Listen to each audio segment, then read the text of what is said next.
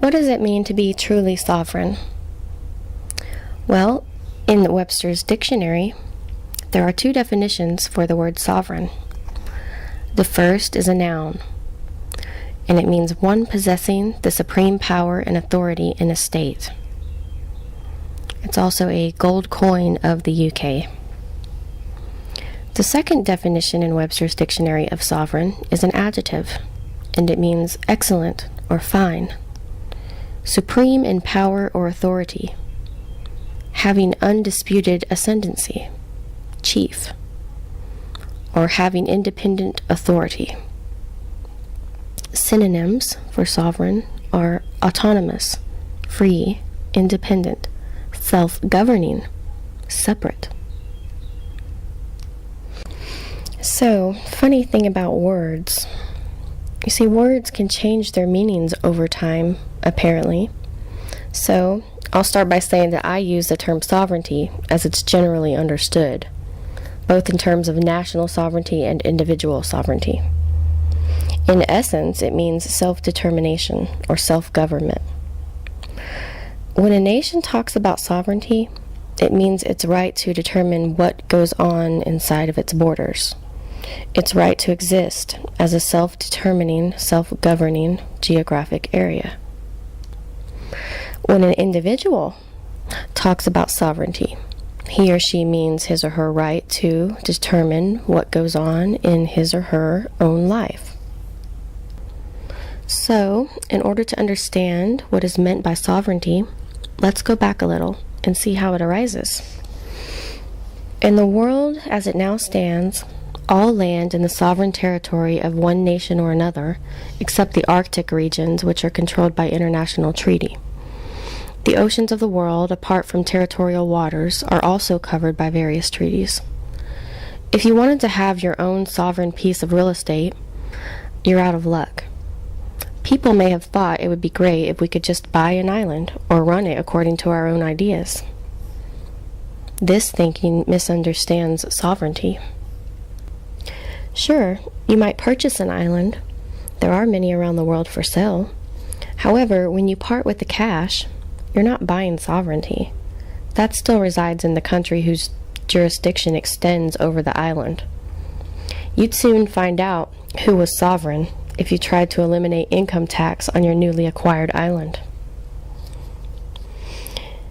If you really wanted to claim your own sovereign territory, you'd need to keep a watchful eye out for the emergence of a complete new land, say an undersea volcano erupting into a new landmass.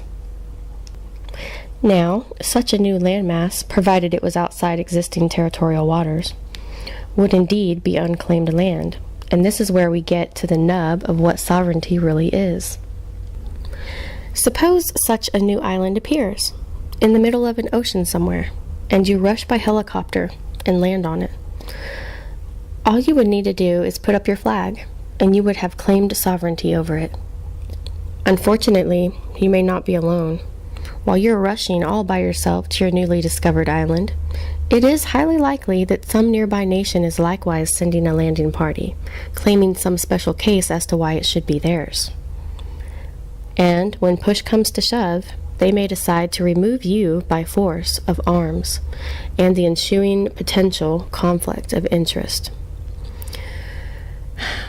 that actually encapsulates the entire history of the world, the battle for territory.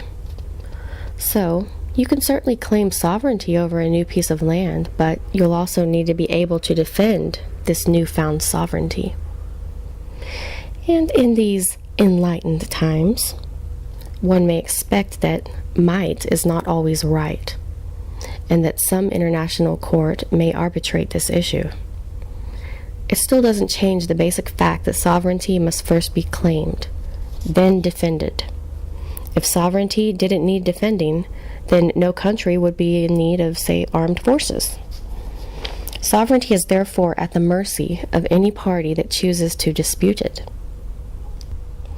Tax havens, for example, exist for this very reason, as a means of defense. It's a way of protecting sovereignty. It's not enough to simply stand up and declare it, because those who oppose you may not play the game by your rules, and use force to deprive you of it. You're not granted sovereignty by virtue of being born in any particular country. You are sovereign because of your status as a flesh and blood living soul and a breathing human. The breath of life derives from the laws of the universe, such as cause and effect. You're already sovereign, but a prisoner of a larger, more powerful influence. Cultivated ignorance. Such a mistake could cost you dearly. Even though you may perceive that some statute law may save you, you mustn't ignore the fact that the state can simply rewrite its statutory laws and constitutions to better suit its circumstances. It has the power to do this. No, your sovereignty doesn't depend on the state. Your sovereignty was in place, or antecedent, long before the formation of the state. You have it in the state's absence. Your task is to learn how to defend it cleverly.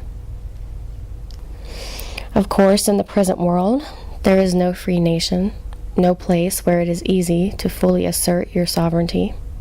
Governments want you to have a good job, in the same way that a burglar wants you to have a house full of valuables, a nice, fat cash flow. However, by learning how to better protect your assets, not based on the laws of your nation state, but based on your capacity to outwit it and outmaneuver it.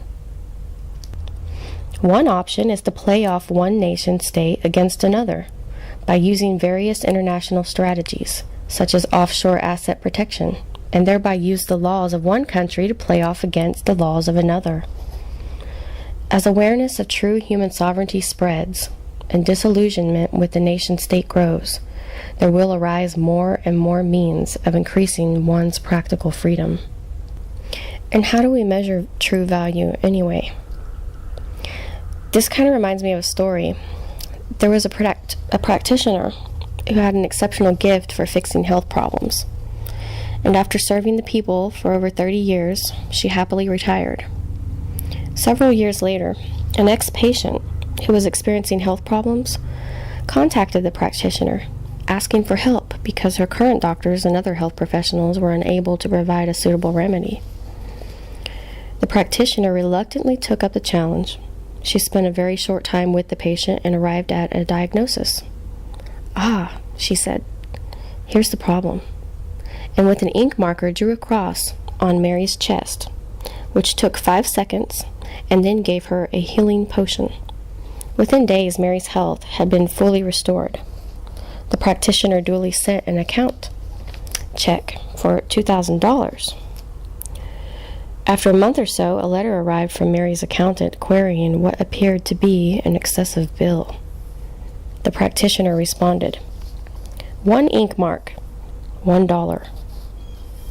Knowing where to put the ink mark, $1,999. And so I believe the moral of this particular story would be, if you think the cost of education is too high, then consider the cost of ignorance.